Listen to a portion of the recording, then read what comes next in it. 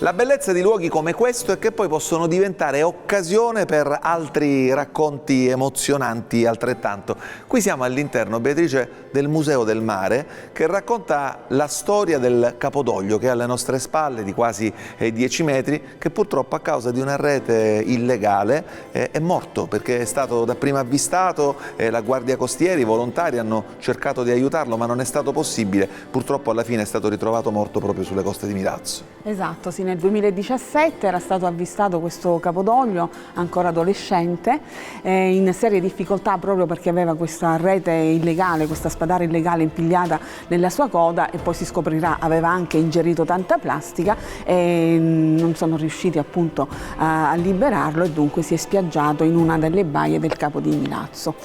Poteva essere una morte che rimaneva così, e invece Carmelo Isgrò, biologo milazzese, ha pensato bene, ha avuto questa idea geniale di far sì che questa morte non fosse inutile, assolutamente. Perciò ha creato, dopo aver recuperato lo scheletro, scarnificato il capodoglio, recuperato lo scheletro, l'ha messo da parte in attesa che trovasse un luogo. Un'adeguata sistemazione. Esatto, e qui l'ha trovata. Che ha trovato, devo dirvi, assolutamente qui. Tra l'altro mi piace sottolineare che il capodoglio ha un nome, si chiama Siso. Questa è una dedica che è stata fatta nei confronti di un ragazzo, da volontario collaborò al tentativo di recupero del Capodoglio, Francesco Vece. Purtroppo morì tragicamente in un incidente autostradale il giorno dopo, e così è stato deciso di ricordare Francesco Vece, detto Siso, attribuendo il soprannome proprio al Capodoglio. All'interno di questo museo, e mi piace raccontare anche questo proprio anche nei confronti delle giovani generazioni, sono state allestite 3 sale diverse: Inferno, Purgatorio e Paradiso. E la cosa che ci fa riflettere molto è che l'inferno rappresenta una spiaggia moderna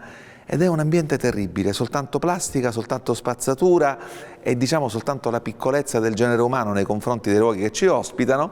Il purgatorio, attraverso invece la cultura, attraverso lo studio, diventa occasione per poterci rinfrancare e arrivare in paradiso, dove, ecco, appunto Isgrò utilizza una citazione bellissima: se in matematica una goccia più una goccia, ecco, fanno 2 gocce, in realtà una goccia più una goccia diventano una goccia più grande. Questo ci fa capire che se tutti quanti insieme contribuiamo per la stessa causa, soprattutto se questa è nobile, possiamo raggiungere grandi obiettivi.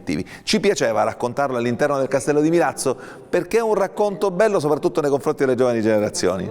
Ma penso anche gli adulti abbiano bisogno di questo racconto.